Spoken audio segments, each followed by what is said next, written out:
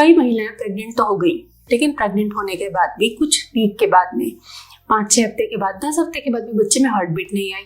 कुछ वीक बच्चा ग्रो किया और उसके बाद ग्रोथ स्टॉप हो गई। कई महिलाओं को जिनको ग्लूटेन से इशू है, सेलिक डिजीज है या फिर जेनेटिक एब्नॉर्मलिटी है, प्रीवियस भी उनको क्रोमोसोमल एब्नॉर्मलिटी है या टेस्ट में आया है, तो ऐसे केसेस में मिसकैरेज का रिस्क रहता है या फिर अबॉर्शन कराना पड़ता है। क्या कुछ तरीका है जिससे कि न्यूट्रिशन को इंक्लूड करके इन एब्नॉर्मलिटीज से बचा जा सके।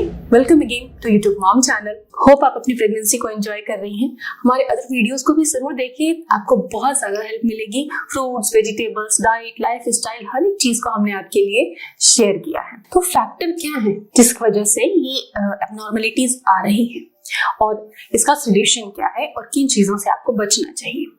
नंबर 1, आज के टाइम में आप भी देखिए आपके आसपास परिवार में, रिश्तेदार में कि बहुत लेट एज में शादी होती है और लेट ही कंसीव होता है। तो ये एज का फैक्टर है, इससे क्रोमोसोमल एब्नॉर्मलिटीज की प्रॉब्लम होती है क्योंकि म्यूटेशन के चांसेस ज्यादा रहते हैं। दूसरा प्रॉब्लम है एज बढ़ने से इन्फ्लामेशन का। जैसे जैसे एजिंग प्रोसेस आगे बढ़ता है, बॉडी में इन्फ्लामेशन की टेंडेंसी बढ़ती है, तो इस इन्फ्लामेशन की वजह से भी जेनेटिक डिसऑर्डर्स आते हैं और जो गैमेट्स बनते हैं उनमें जीन कोड में गड़बड़ियां होती हैं। एक और कारण है वजन, क्योंकि धीरे धीरे ये ट्रेंड हो गया है वेट ज्यादा होने का, क्योंकि पिछले 50-60 सालों में फूड की जो स्टाइल है वो बहुत ज्यादा बदल गई है, तो वेट एक बढ़े हुए ट्रेंड की तरफ ही जा रहा है। तो ये भी एक रीजन है जिसकी वजह से गर्भ को खतरा होता है, मिसकैरेज रिस्क होता है और इससे बचने का उपाय समझ लेते हैं। नंबर 1, अगर आपकी एज ज्यादा है, कंसीव करना है, तो हमें साइड इफेक्ट्स से बचने के लिए, इन्फ्लेमेशन आदि से बचने के लिए, फिर हाइपोथायराइड की कंडीशन है, ओबेसिटी है, तो उससे बचने के लिए क्या करना है। इन्फ्लेमेशन को कंट्रोल करता है ओमेगा 3। ओमेगा 3 अगर आपकी डाइट में पर्याप्त है तो इन्फ्लेमेशन कंट्रोल रहेगा और अच्छी क्वालिटी के एग बनेंगे, जेनेटिक मटेरियल भी आपका हेल्दी रहेगा। तो ओमेगा 3 होता है फ्लैक्स सीड्स में, मछली के अंदर भी होता है। याद रखिए, अगर मछली खाते हैं तो मरकरी का बहुत ध्यान रखिए, मरकरी एक्सपोज ना हो जहां से वो फिश लाई जा रही है, उसका जो सोर्स है। इसके अलावा अखरोट सोक करके पूरे साल आप उसको कंज्यूम कर सकते हैं, तो 2 अखरोट आप डेली कंज्यूम कर सकते हैं, ऑल टाइम कंज्यूम कर सकते हैं, ये फायदे की बात है। तो ये तो बात हो गई ओमेगा 3 की जो आपको बचा सकता है। दूसरी चीज बहुत कॉमन बात है, आपने 1000 बार सुना होगा, बहुत ज्यादा सुना होगा, लेकिन इंप्लीमेंट आप कितना करते हो, असर उसी से आता है। सुनने से असर नहीं आता, उसको प्रैक्टिस में लाने से आता है कि फ्रूट्स और वेजिटेबल्स खाइए, फ्रूट्स और वेजिटेबल्स खाइए, लेकिन असल में आपने सुबह से रात तक कितनी फ्रूट्स और वेजिटेबल्स खाई।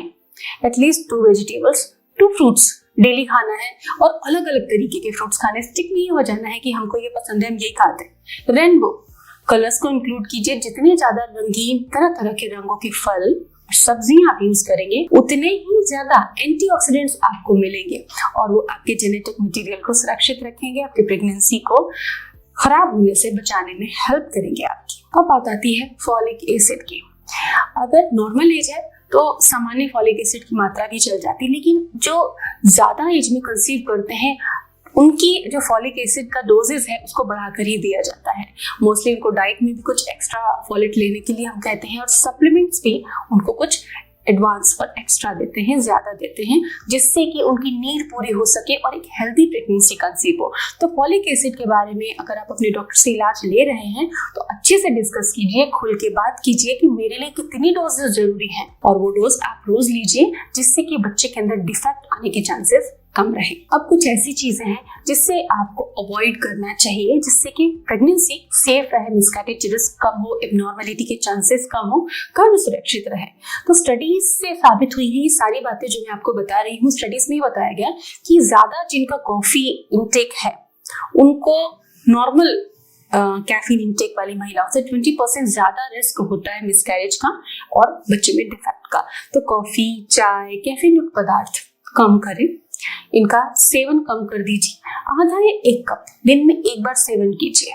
खाली पेट तो बिल्कुल भी सेवन आपको नहीं करना चाहिए। अगर आप अल्कोहल का कंजम्पशन करती हैं, मेट्रो सिटीज में महिलाओं में भी अल्कोहल का कल्चर बढ़ गया है, हालांकि हमारे देश में ऐसी सभ्यता नहीं है, तो अगर अल्कोहल का कंजम्पशन करते हैं तो मिसकैरेज रिस्क वैसे ही आपको बढ़ जाता है। बैक्टीरियल इन्फेक्शन जो कि फूड बॉर्न होता है मोस्ट ऑफ टाइम, तो बैक्टीरियल इन्फेक्शन से बच्चे ड्यूरिंग प्रेगनेंसी कंसीव करने के बाद थोड़े कॉन्शियस हो जाए, जैसे आप मस्कमेलन खाते हैं या सैलड वगैरह यूज करते हैं तो उनके क्लीनलीनेस का, हाइजीन का ध्यान रखिए, तो बैक्टीरियल इन्फेक्शन के लिए आप एक्सपोज ना हो, इससे गर्भ को खतरा होता है, मिसकैरेज रिस्क होता है।